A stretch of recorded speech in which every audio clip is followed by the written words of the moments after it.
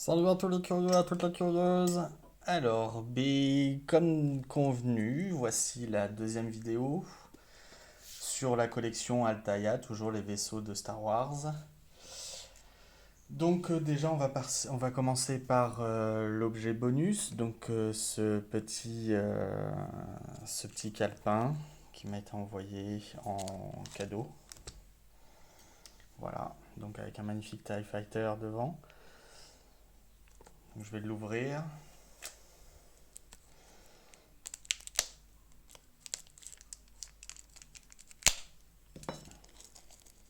Voilà. Donc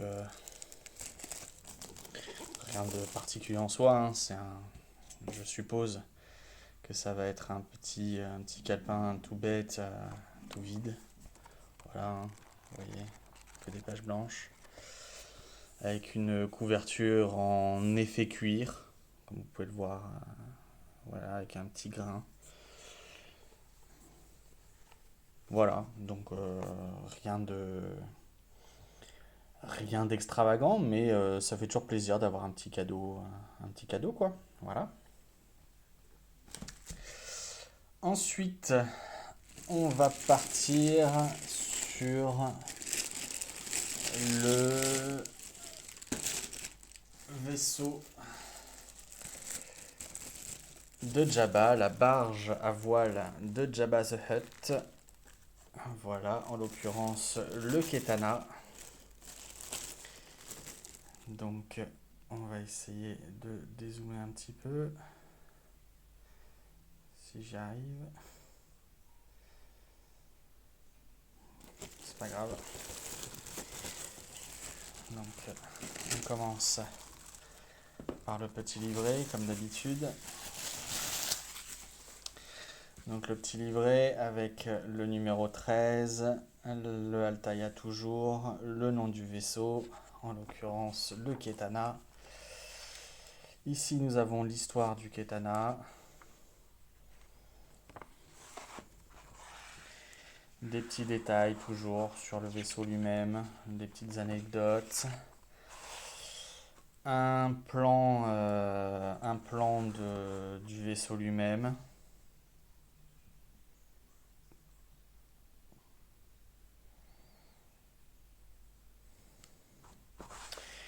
Voilà, avec des petites explications de comment est composé le vaisseau. Son propriétaire, donc là en l'occurrence Jabba the Hutt, le fameux, qui ressemblait à ça, à ceux qui ne l'ont jamais vu avant, qui ressemblait à ça, lors de la toute première saga, enfin la toute première saga qui est Star Wars Un Nouvel Espoir, qui est sorti en 76, et donc Jabba à la base il ressemblait à ça. Et quand les films ont été remasterisés, il a été remplacé par ça. Mais au tout début, quand Solo il va dans le hangar où est parqué le Faucon Millenium, il parle avec ce monsieur-là. Donc dans les vieilles versions qui étaient passées sur France 5 à l'époque, vous l'avez encore, et à partir du moment où ils ont remasterisé les films, vous ne l'avez plus. Donc c'est une des rares images de Jabba à l'époque. Voilà. Donc là vous avez un listing de Jabba, donc rien de mirobolant, hein. La peau qui sécrète de l'huile et du mucus, sa queue, son appétit vorace et ses membres internes. Voilà, c'était vachement intéressant. Et là, on a un petit détail de l'esquive du désert qui accompagne toujours le Ketana pour les trajets, pour le sécuriser. Et le moment où nous, on le voit, c'est lors de l'exécution de Luke, de Chewbacca et de Han Solo dans le désert quand ils vont être balancés au Sarlacc. Voilà, ça c'est l'un des gardes de Jabba qui servent sur les esquifs. Et voilà, donc voici pour le livret. Et donc maintenant on va entamer le déballage du Ketana. Donc toujours des petits morceaux de scotch par-ci par-là.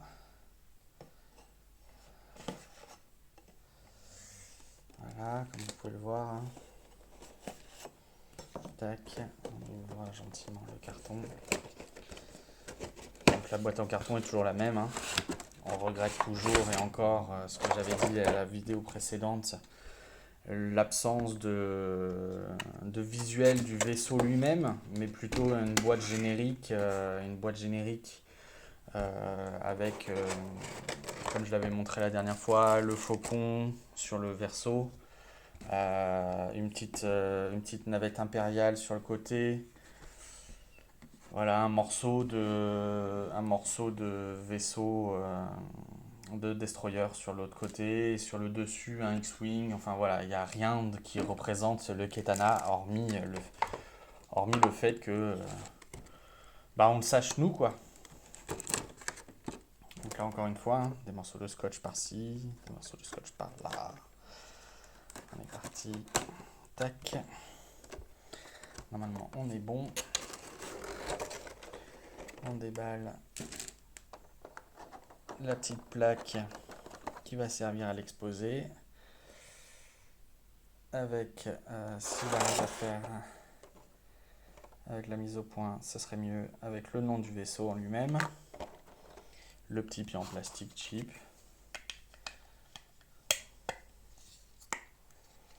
Voilà, bien monté.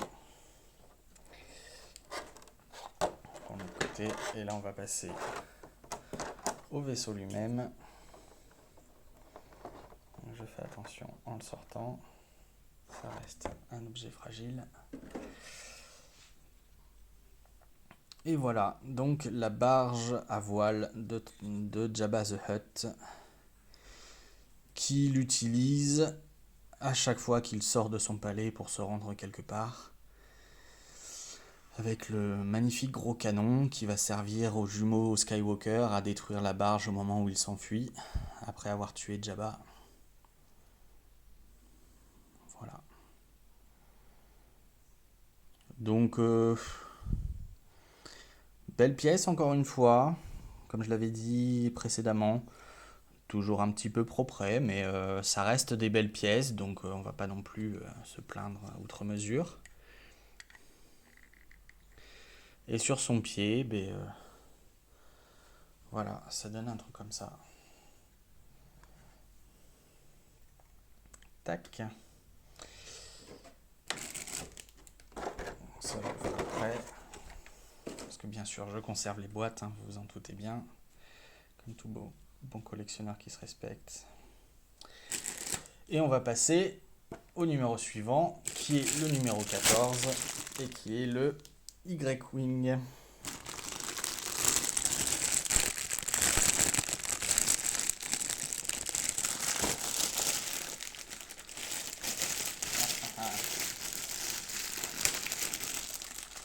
Voilà.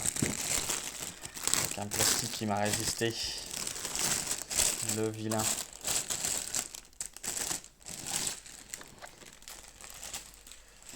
Donc, toujours pareil, le petit visuel avec le livret, numéro 14, chasseur Y-Wing, de la collection Altaïa, avec bien sûr Disney et Lucasfilm, hein, vous en doutez bien. Donc le petit visuel est sympa. Là on voit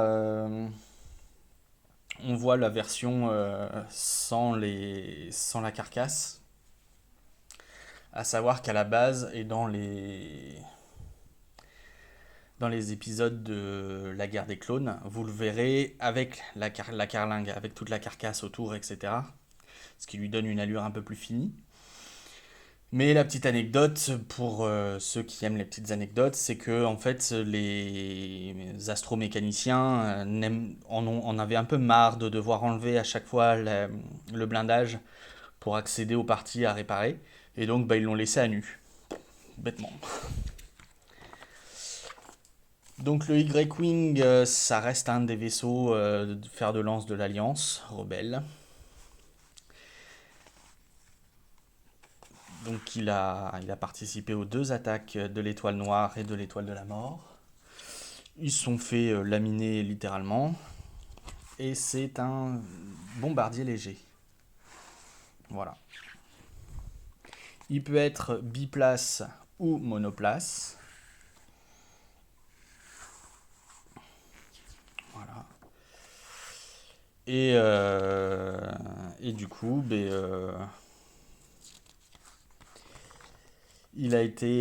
est un peu plus vieux que le X-Wing, bien sûr. Il a été surtout remplacé par le X-Wing parce que X-Wing beaucoup plus maniable, beaucoup plus rapide, comparé au Y-Wing qui est un peu maniable et peu rapide, très lourd, avec un lourd blindage, et il a été gardé pour les opérations de bombardement. Mais comme vous le savez, hein, comme je l'ai dit précédemment, comme je l'ai dit il y a 2 minutes, voilà, il s'est fait laminer lors de l'attaque de chaque étoile, que ce soit l'étoile noire ou l'étoile de la mort. Donc à l'arrivée, dans les épisodes 4 et 6 en l'occurrence, on le voit, mais il n'a pas servi à grand chose. Il a été beaucoup plus représenté dans la guerre des clones, dans la série animée de la guerre des clones, où là il a été beaucoup plus utilisé, beaucoup plus mis en avant. Voilà.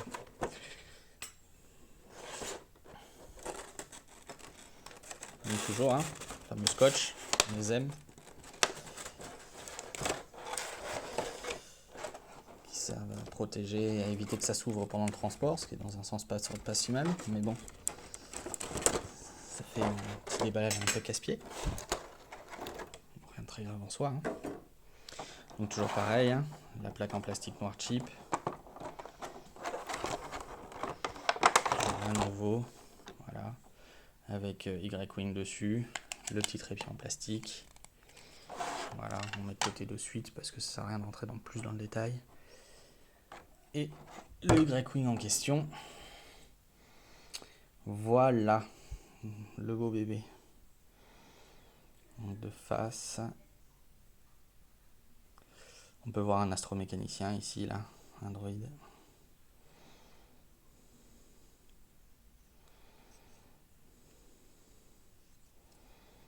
Voilà. Il y a petit... Ouais, si... Non, là, ça va pas se faire bien sûr. Hein. Ça serait trop facile. Non. Il y a un tout petit effort de peinture sur le devant, parce que un peu sali un peu partout. Les tuyères sont pas mal crades. Voilà, comme vous pouvez le voir. Hein. Donc ça commence à être un peu mieux en termes de peinture. Après, le reste est correct. Il n'y a pas de bavure. Il n'y a pas de... Il y a pas de peinture manquante. Il y a pas de... Le shining est bien fait. Non, franchement, le travail de peinture reste correct. Hormis le fait que, encore une fois, c'est toujours un petit peu propre, mais voilà, on va pas se plaindre, on a des vaisseaux propres. Voilà. Donc voilà pour cette vidéo. Donc n'hésitez pas, si vous avez aimé le contenu, à laisser un commentaire, à vous abonner, le petit pouce bleu laser qui frappe toujours plaisir. À une prochaine fois.